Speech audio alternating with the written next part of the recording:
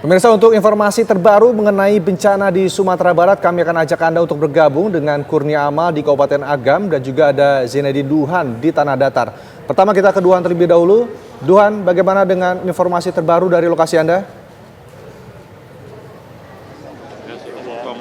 Ya, Hijul dan juga pemirsa, saat ini memang di Kabupaten Tanah Datar tadi baru saja ada pertemuan ini langsung dari pihak pemerintahan, ini baik dari Gubernur, BNPB, Kapolda dan juga beberapa pihak lainnya bersama dengan para warga yang terdampak akibat banjir bandang yang terjadi di Sumatera Barat. Nah, untuk mengetahui lebih lanjut seperti apa tadi respon dari masyarakat dan apa saja memang bantuan yang diberikan, ini saya akan mengajak Anda untuk langsung berbincang ini bersama Kepala BNPB, ada Pak Suharyanto. Pak, izin untuk hasil pertemuan tadi bersama dengan masyarakat apa saja Pak? Apakah ada yang dikeluhkan oleh masyarakat?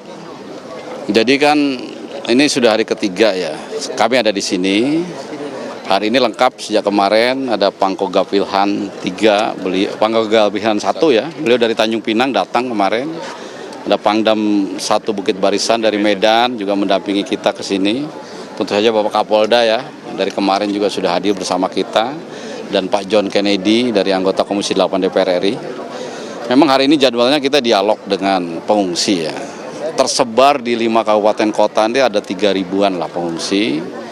Cuma yang agak banyak memang di Tanah Datar. Yang lain tuh rata-rata mereka di rumah-rumah tetangganya. Jadi kalau cari tempat pengungsian komunal yang banyak memang tidak terlalu banyak gitu.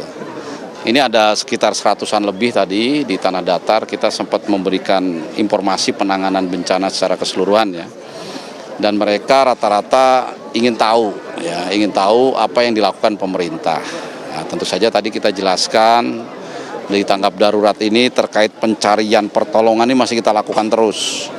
Per hari ini kita catat paling tidak 35 orang yang masih hilang. Ya, ini kita cari terus, tentu saja setiap hari datanya akan berkembang sejalan dengan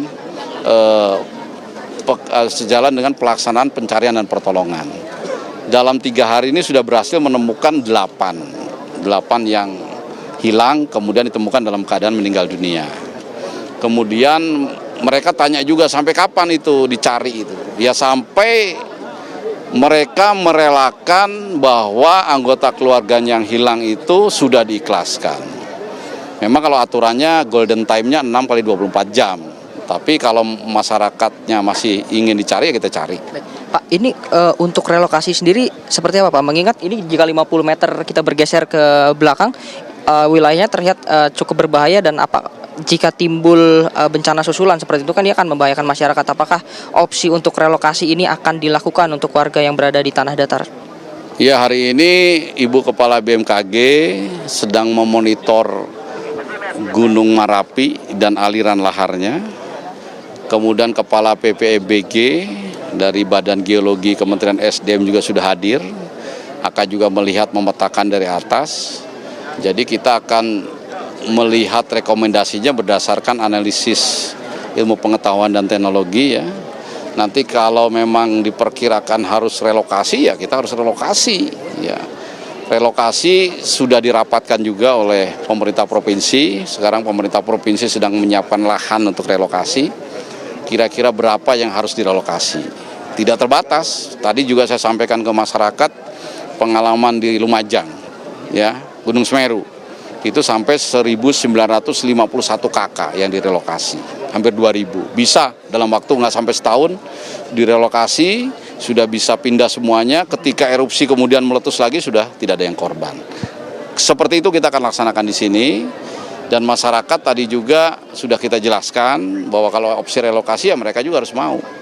Kemudian untuk yang tidak relokasi, rumah rusak berat, sedang, ringannya juga kita perbaiki ya, termasuk infrastruktur yang rusak ini sudah jalan dalam proses perbaikan. Alhamdulillah di hari ketiga memang belum kembali normal, tapi langkah-langkah itu sudah ada titik terang apa yang harus dilakukan. Dari Pangkogap, dari TNI juga sudah mengirim 5 jembatan beli. 2 yang pasti akan segera dipasang, paling tidak dengan 2 yang sudah terpasang itu jalur transportasi dan logistik masyarakat di Tanah Datar yang semula terputus sehingga pendistribusian logistik harus dipikul, harus menggunakan kendaraan 4x4, dengan jembatan itu nanti sudah terpasang itu bisa kembali normal. Selain rehabilitasi untuk fasilitas logistik, tadi juga sempat ada kepanikan sedikit dari masyarakat ketika ada sesuatu yang mengejutkan. Nah, ini untuk rehabilitasi mental sendiri apa yang akan dilakukan ini baik dari BNPB? Apakah ada kerjasama dengan mungkin dinas kesehatan atau instansi lain untuk memperbaiki mental untuk memulihkan kembali dari rasa trauma masyarakat? Ya, Kementerian Kesehatan juga sudah mengirimkan pusat krisis kesehatan. Kemudian provinsi juga sudah turun, dari Polri juga sudah mengirimkan ya trauma healing. 25 orang trauma healing sudah tim datang ke sini. Rumah sakit lapangan dari TNI sudah dikirim ke sini. Kemudian dari Kementerian Pemberdayaan Wanita dan Anak juga sudah mengirimkan. Ya, ini menjadi catatan ya bahwa memang di setiap kejadian bencana pastilah para pengungsi itu trauma begitu. Sehingga tentu saja harus diberikan penjelasan, diberikan pemahaman dan informasi yang pasti ya. Tadi kan sebetulnya hanya salah dengar aja itu. Minta ambulan dikiranya ada apa bencana susulan begitu. Baik, terima kasih informasinya Pak Suharyanto.